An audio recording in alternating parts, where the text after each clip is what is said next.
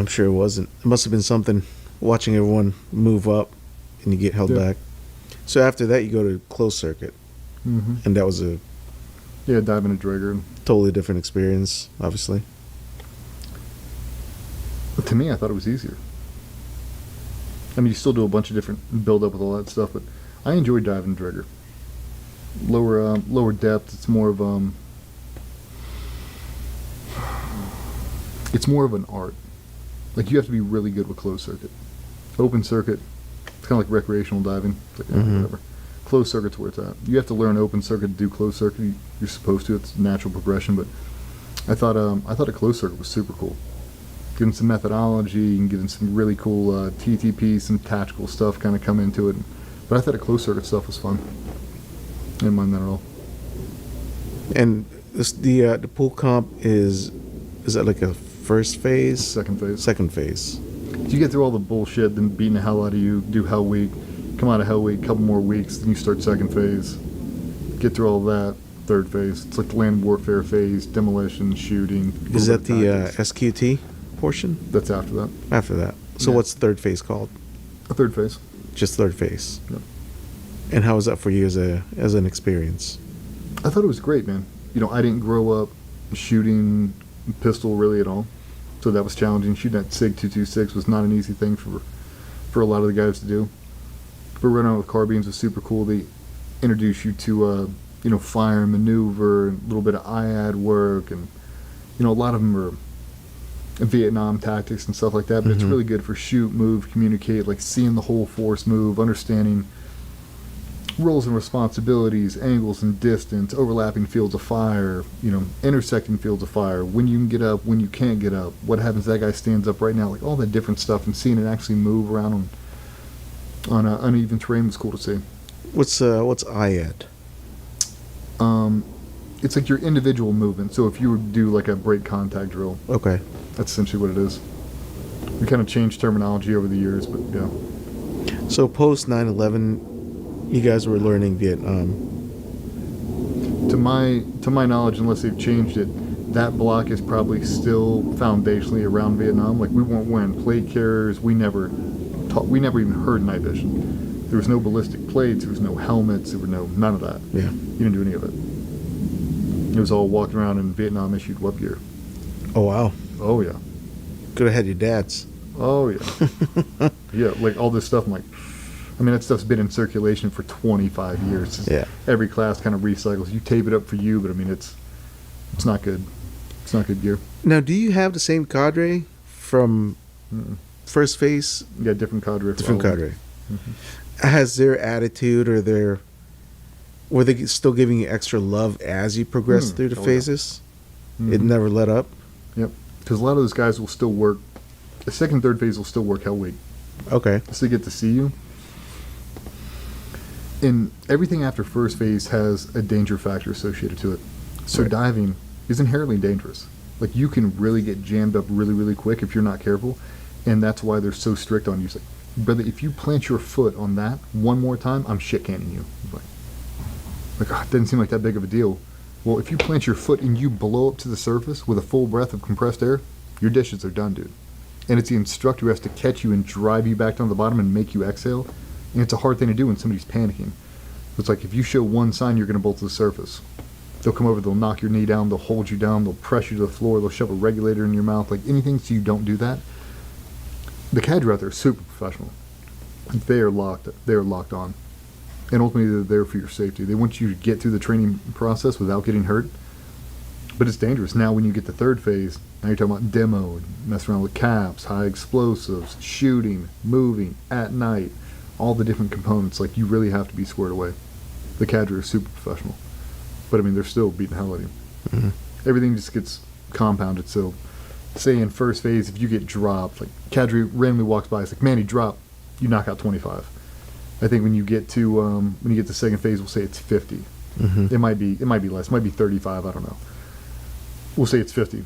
Every time you get dropped down, man, you drop down, you automatically know it's 50. You knock out 50, mission to recover, and you run off. Third phase, it grows again, and maybe third phase is 50. But they do pull-ups before every meal, and it's like all these little physical check-ins you have to do You're getting stronger as you go, but you're also getting broke down as you go. Mm-hmm. The Cadre start to get a little cooler because you're almost there. But I mean, we had guys get shit canned in mine the day we graduated SQT. I mean, 10 minutes from getting tridents on, guys getting canned. Wow. Yeah. Which is crazy. We can dive into that in Yeah, a we'll few. dive into that later. Yeah. Now, was there any fun part that you like about third phase? I thought the whole thing was cool because you actually started to feel like what you thought it'd be like in the teams, and that's the kind of stuff that I grew up seeing. The demo, the run around, that kind of gear. I didn't know anything about the G1 because my dad didn't fight in the G1. Right. Like, he didn't have any combat, so I'd never seen anything like that. So when you'd see the new instructors come in, they had a different mystique about them, a little bit different aura about them. You'd see the guys just came back from Iraq, and you're like, that guy just came back from Iraq. Oh shit. Or you'd see guys like roll through the compound who used to be Cadre 5 classes ago. They just came back from Afghanistan. They've got this huge ass beard, and before they shave it, they come walk through the compound, and he's like, how cool is that? And that kind of stuff. What year was this in third phase? Sometime 2003. Okay. Yeah, 2003. A couple years after 9/11. And these guys are coming back even more weathered Yeah. and seasoned. It was cool, man. It was cool to see because it was you were getting to watch it unfold. Yeah. So you'd see Cadre that would leave and then come back, and guys that would, kind of just cycle through, and you're like, or guys who just came back who are going to be new instructors behind you, and you're like, oh, dude, how cool is that? That guy's just coming back in here. I don't know. It was always cool to see. One of the things people always ask me about how I prepared for buds. Did I do enough, and would I change anything else? It's like, universally, if I essentially just did Stu Smith's program, I think that's what the majority of people do. Heavy calisthenics, a little bit of weights, but basically prepping for the screen test, because if you don't get through that, you can't go to buds. And I think that methodology still reigns true today. If you don't get through the screen test, nobody cares how many 8-count bodybuilders you can do, or how good you are under a boat, or how long you can stay awake. None of that matters. If you don't pass the bare minimums and able to do them sick as shit with a headwind, losing a fin, like if you can't pass those things, it's kind of over for you anyway. It's like if you just prep for that event, knowing you still have room in the tank, you'll be fine to go to buzz. I think a lot of people, they try to peak and they end up peaking before they get a boot camp, and then they hit this down slope, and it's so hard to rebuild back up. You're not trying to peak in buds. You're trying to be that C+, that B- student. Like, I got plenty of room in the tank, but if I peak at week 4, and then we go into hell week, That's it. now I'm done. Yeah. Like, that's not when you want to peak. Ideally, you peak in SQT. You know what I mean? Like, you just, hey, I'm going to come in high, I'm going to get broken down completely, I'm going to maintain a reasonable average, I'm going to get through everything incrementally, a little strong, a little more connected. I graduate, and then I'll focus on rebuild and recovery. Because you're going every single day. Even on the weekends, like, you're not really resting. Because Right. you've got room inspections on Monday. So all day Saturday is trying to recover, and then midway through Saturday, you're stripping your floor, you're waxing, you're polishing, uniform inspections, picking up this, picking up that, all the other ancillary stuff you have to do. There's a lot of backside that nobody ever gets to see that it's taxing on students. Going through But buds it's worth and, I always hear people talk about mindset and mind over matter. And were there dudes out there who were in buds Hell Week that you were like, oh, this guy's going to blow it? Or this guy looks like a specimen. He's gonna walk right through this thing. Yeah. And it turns out they didn't. Yeah, I did.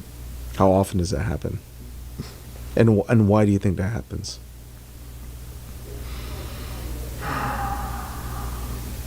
It happens more often than you would think. If you went through not knowing anything and you told the entire class, whoever's going through right now, everybody take your shirts off. Pick who you think will make it based off body type, you'd be wrong almost 80% of the time. I mean, dude, we had guys in my class, like, if they would have had social media back then, they'd be the biggest fitness influencer you've ever seen. I mean, freaks. People, top 3 physical specimens I've ever seen in my life today. Out of all the people I've ever seen, were in that buds class. Made it 2 weeks, quit. You get them super cold, get them super tired, it's over. They don't care. Has Like, that ever they're just bothered you? not- What's that? Being cold and tired, was that? It was always just, for me, it was one of the prereqs. Like I knew it was going to suck. I knew we were going to be cold. I knew we were going to be wet for 6 straight months. I just knew it. Mm-hmm. So for me, it wasn't a culture shock to me at all. And I don't remember advertising very often. People knew that my dad was in the teams. They knew that I was kind of in the circle.